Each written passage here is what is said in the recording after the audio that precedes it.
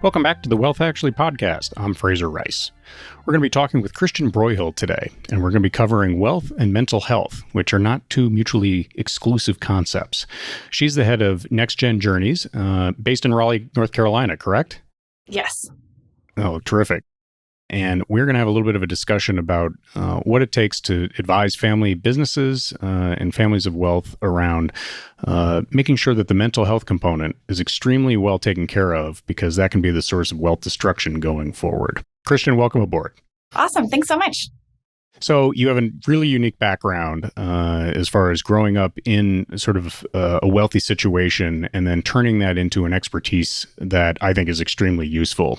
Take us through what that involved. So I can share just a little bit more about my background. I'm fourth generation in my family. I was born shortly after my family had a significant liquidity event.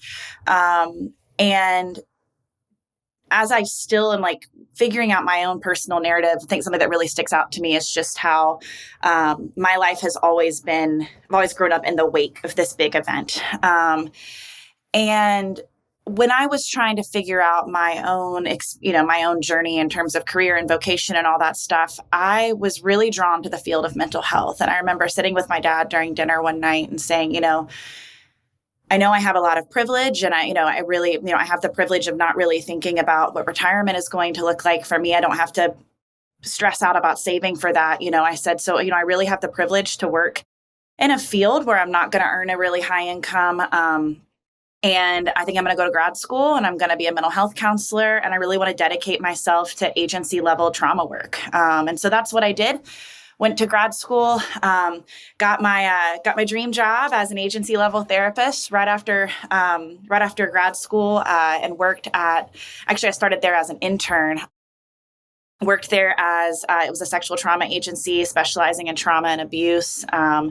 Did counseling there in English and Spanish, and really thought that that's where I was going to hang out and stay, and was really, really happy and content with that. Probably around my late 20s, my dad takes me to a family office conference, and, kind of so that I could start learning more about our family office and about, maybe what onboarding could look like for me at some point if I were to ever have a role there.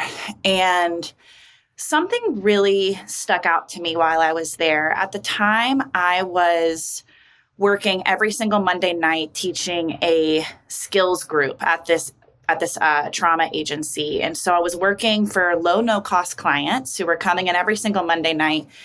And I was going through a rotation of 6 different skills that could help, just, kind of basic skills in terms of building trauma and building coping and resiliency.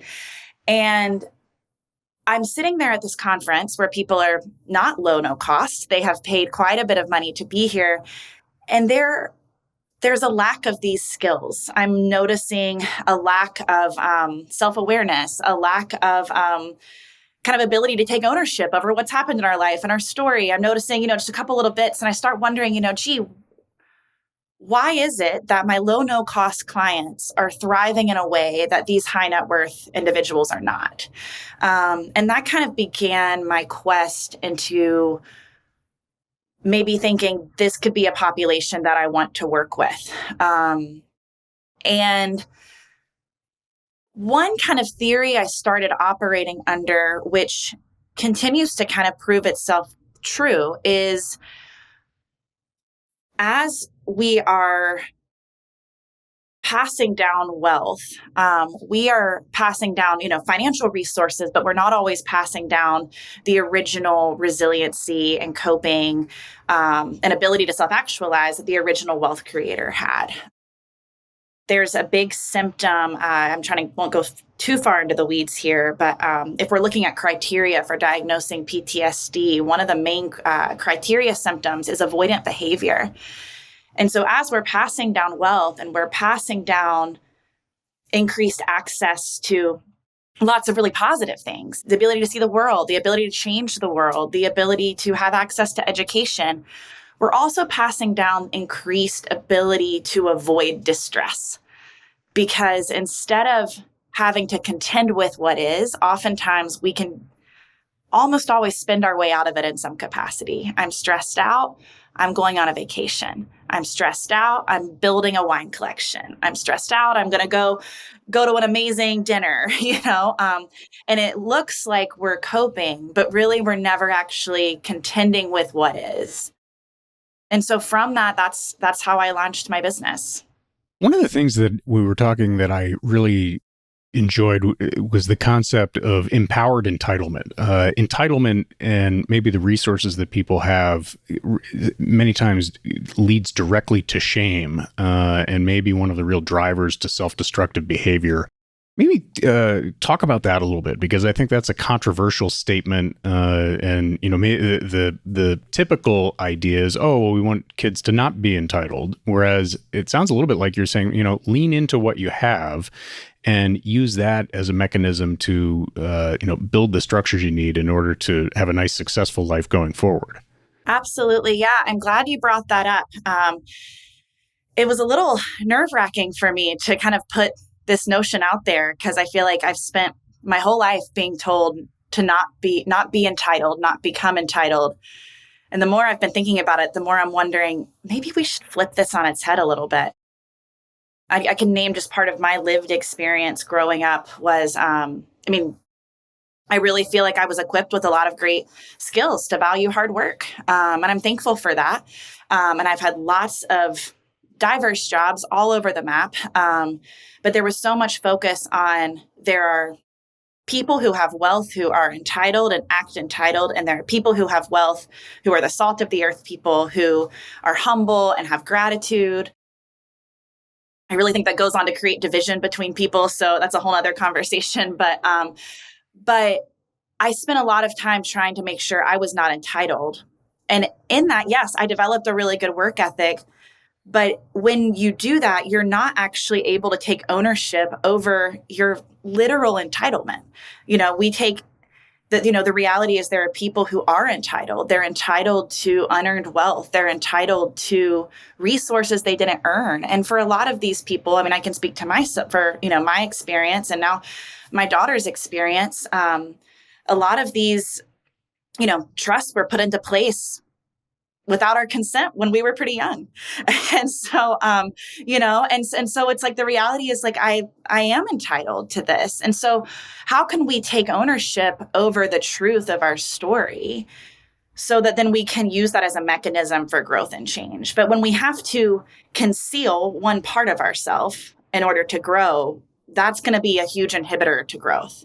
When you are brought into a situation, take us through the process. I imagine what happens is that you go in and you sort of diagnose what's going on, and then you have to try to deal with the trauma that's in place, and then build the coping mechanisms, and then hope or create a structure for when the people are ready to go back out into the world in some ways. If I got that right, how does that work in practice with you?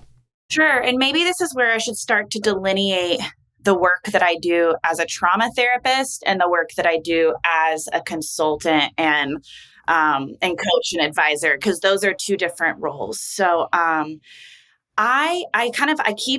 keep my head in two completely different spheres in my life. On one hand, I am a mental health counselor. I'm a licensed professional counselor. I, have a board that I work with, things like that. And there I am specifically working with individual clients doing clinical work. I work with primarily clients who are on Medicaid and come from low income populations, and do some insurance, some private pay, but primarily I'm just doing normal mental health counseling. But that is not the work I'm necessarily talking about today.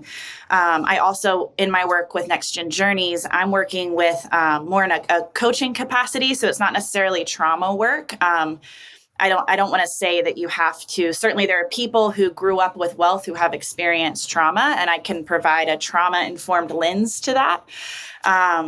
But really, I just want to I sit with people kind of three different populations I find myself working with. I work with individuals who are inheritors and are kind of just trying to navigate just the complexity, the emotional complexities of wealth and kind of the barriers to that, which I can speak to more. But, just maybe someone's trying to figure out what their career is going to be, but they also maybe don't need to work. And so, maybe that's something they're working with. I work with a lot of women who are in fiscally diverse heterosexual relationships where, a male partner is not the inheritor, but the female partner is, and just the complexities that can bring up. So that's an example of something that I might work with. And I'm also working with families. So I'm working with small families, probably 15 people or less, who are in the beginning stages of the family meeting process. And so helping people kind of on a group level create some micro skills that we can agree upon for communication and conflict resolution, and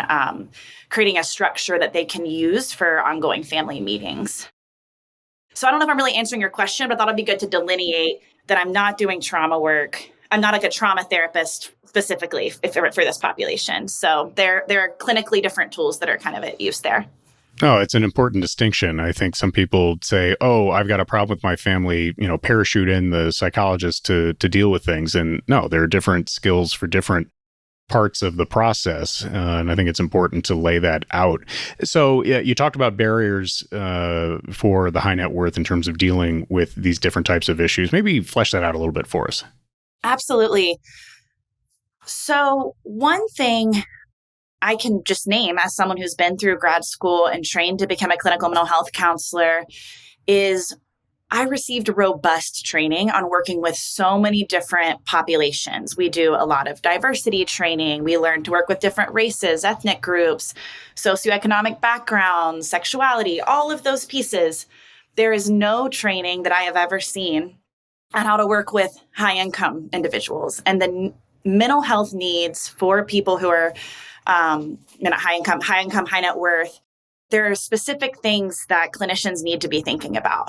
And instead, because there's so much focus put on, which is, I think, again, a huge need to work with people who come from systemic poverty and have, again, systemic trauma and all of these pieces. When you have a client who is ultra high net worth, it's really because all of your compassion focus has been for this other extreme of the population. What ends up happening is that mental health providers are not equipped to work with people who are ultra high net worth. And so what ends up happening is that if you're a high net worth individual and you need mental health services, what often ends up happening is you feel like you need to conceal a part of yourself in order to engage with the therapist, or you tell the therapist what happens and you might get a response from the therapist that is less than empathic. My own therapist, and he came from a marginalized group himself. And I remember 2 years into working together, he finally told me, "Okay, I have compassion for you." But he said, "But it took me 2 years," and because the things that were going in my family were real mega stressors. We were having a break with our branches in our family office, and I was really distressed over it.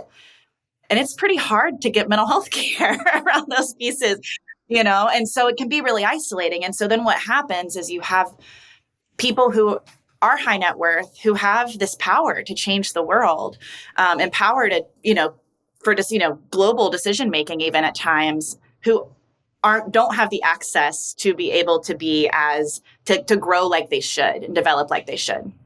So when you get to the point where you're able to have that bond with the client and there's some understanding there and shared context, things like that, what are you doing from a coping and resilience mechanism component to start to give them the tools and the practice using them so that it's useful for them going forward? I would say the primary tools I'm working with, I'm using with my clients, and I'll speak, I think for the sake of clarity, you're asking if I'm working with an individual. Mm-hmm. Right. We'll start with that. Because families will look different. But I'm going to see somebody who really what I'm trying to do is create a space for them where they can really just tell the truth about their whole self. And I know that sounds really simple, but when we live in a world where we're trying to be entitled versus not entitled, or how can I talk about this other piece, or I'm really struggling with my relationship with my dad, but I also had my college paid for, or, like just like whatever the thing is that could be coming up. A lot of it is just creating space where people can tell the truth. Something I really tried to bring that I think is unique to my practice is this work matters to me because it's my work too. I'm committed to doing it myself, and it's part of my lived experience. That doesn't mean I have the same experience as everyone else, but I really care deeply about it because I know uniquely what feels like the pieces that feel the most difficult. I use a lot of resources related to the field of self-compassion. And I can go more into that if you would like, but primarily what I mean to say with that is a lot of the clients I get, because they come from such high-performing families, so much of their value is linked to, I need to be able to perform. And Kristen Keffler, who I think you said you'd read some of her books, but she has a really great book called The Myth of the Silver Spoon that I love. And she talks about paralysis by predecessor. And so so you wake up every day and you're doing your best and you want to perform, but you are standing in the wake of a shadow of someone who came before you and had this immense wealth event. The likelihood of you performing to their level, kind of like, the likelihood of a father and son being in the NFL, it's like, how am I going to live up to that while also still showing, like, with my work ethic, that I have gratitude. And so a lot of the work that I do with individuals is around beginning to believe that you have worth even when you're not in motion. And a lot of families who are high performing tend to value, because like performance is the value that they hold. And it's not a bad value to hold, but we often, it's teaching people just to be able to sit with themselves and have compassion on that part of themselves, that like, I'm going to have worth every day just because I wake up. Well, it seems like you have to own your own timeline and really be willing to run your own race. That you may not, quote unquote, succeed under the metrics of, the Forbes 500 or something like that. But if you're helping people or making progress artistically or something like that, that has its own batting average in many ways. And so if you can build a steam around that, it sounds like that's it may not be that easy to get comfortable with that concept, especially with all the voices that are around you and the things that you've grown up with and so on. But if you can get to that point, it sounds like that's a lot of progress. So let's shift for a second to when you deal in a group setting where you've got a family, you've got generation one, generation two, you've got, when you have different people, you have different people, but then you load baggage onto that structure and preconceived notions and sort of preconceptions of how things should be or how people should behave.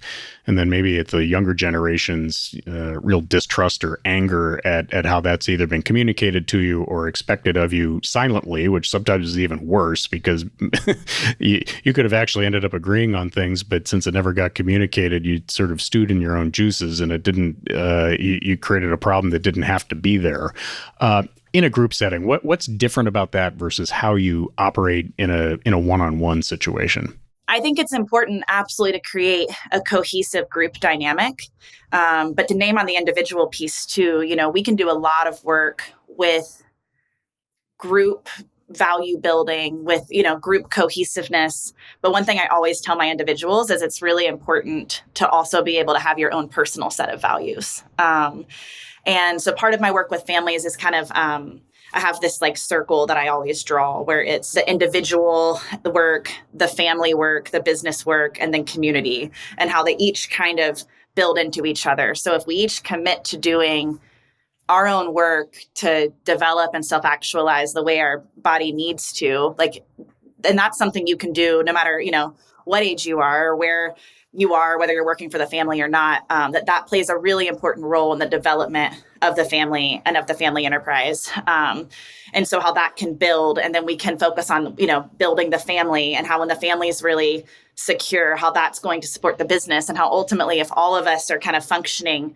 well, our community output and our ability to create that, positive, perhaps even global change is going to be more likely. So that's one piece of work I'm doing with families, is just kind of orienting them to what's our role as a family? And then what is I want every family member to walk away with a personal, like, what do I need to do to grow personally? And then also what do I need to do to create cohesiveness here? Again, I work with families, again, really the kind of beginning stages of the family meeting work. So just kind of getting people on board with what are the benefits of meeting?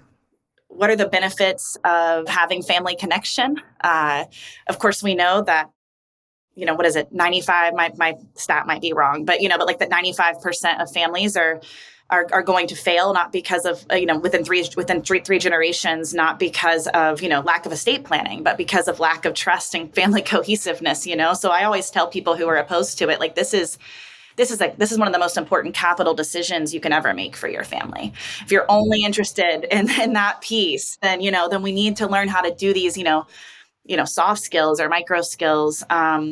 And so, I have a meeting model that I use and kind of build off of. I had a lot of training when I was involved with YPO as a forum moderator, and so I call them family forums. And I create, kind of a forum model to use with families so that everyone has an equal voice. We have a conflict, kind of a conflict resolution protocol that we use. I also use an assessment tool called the Enneagram.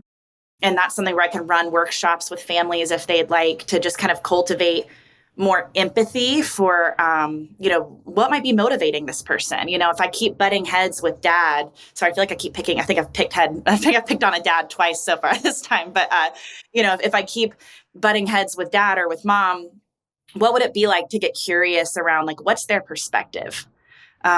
Instead of like only thinking through my own narrative. And so that's another tool I'll use with this assessment, that I have.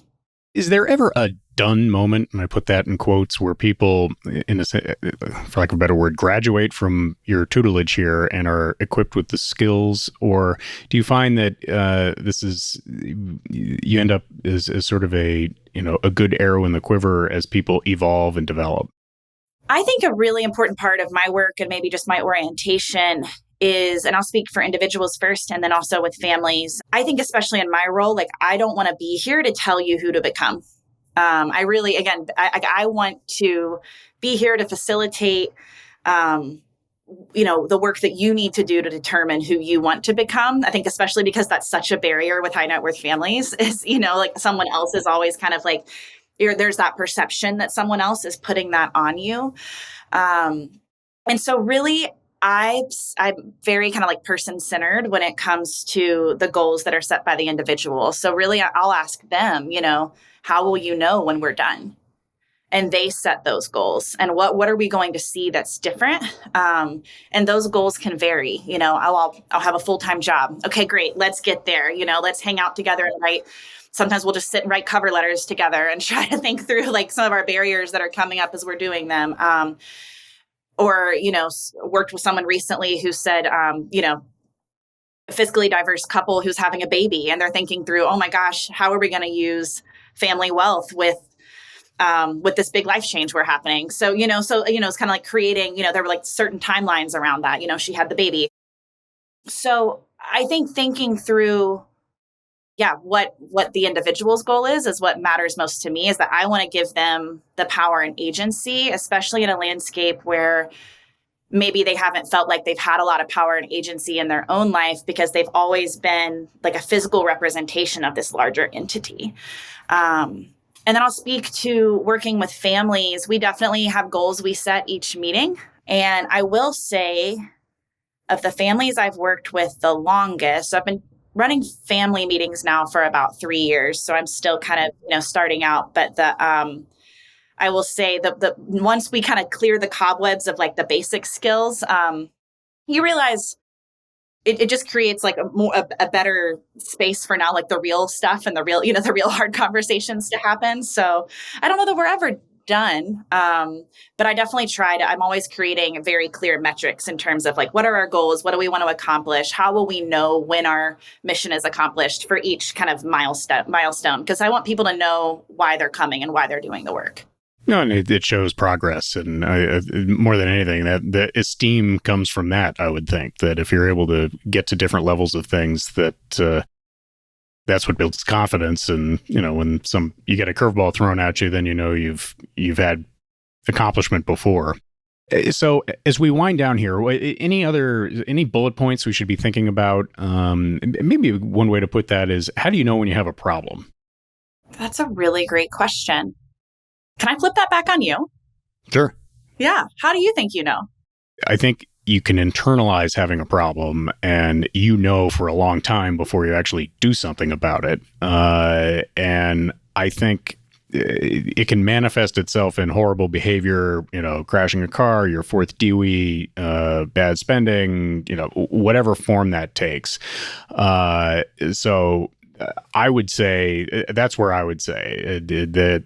And even before the bad behavior takes place, there is something brewing underneath that you feel that isn't right, and it's probably affecting the relationships that are around you. And you're either avoiding the problem, as you talked about before, or you're not getting the information you need to sort of have that hit your hardwiring the way it needs to in order to prompt action. That would be my first comment there. Yeah. So thinking about ways like the underlying kind of stuff in our life and clutter starts to create maladaptive behavior. Right. Yeah. No, I think that's great. And I was just curious. I was like, ooh, how does he define this? I would really say two things. One, and something, especially if I'm giving a talk to a group full of CEOs who are 30 years plus older than I am, and they're saying, I don't have any problems. I'll ask them to ask the people in their family what they're avoiding, because they might not even be aware of it. But I always want to remind people, avoidance is a symptom of stress. It can also go as far as to be a symptom of PTSD. So if we're avoiding something, that is usually a sign that there is a problem at hand that we're afraid to face. And so that usually I think is maybe a first kind of indicator, especially for people. I have a lot of people say, I don't have any problems. Look at what I've built, but there's still things maybe we're not thinking through. And I think part of my work, both in the mental health field and in the, the coaching consulting field, is I really just want to normalize that to be human is to have stuff and have clutter.